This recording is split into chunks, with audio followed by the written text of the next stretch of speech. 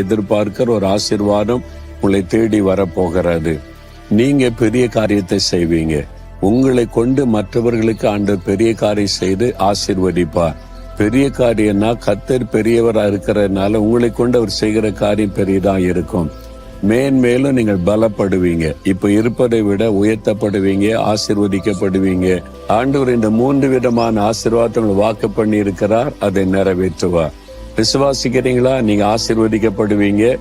நீங்க மற்றவங்களுக்கு ஆசீர்வாதத்தை கொண்டு வரும்படி கர்த்தர் உங்களை கொண்டு பெரிய காரியம் செய்வார்.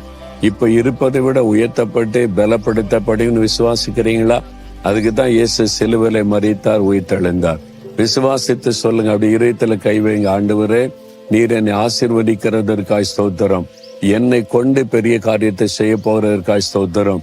மேலும் மேலும் என்னை ஆசீர்வதித்து பலப்படுத்துகிறதற்காய் ஸ்தோத்திரம், ஸ்தோத்திரம். இயேசுவின் நாமத்தில் ஆமேன், ஆமேன்.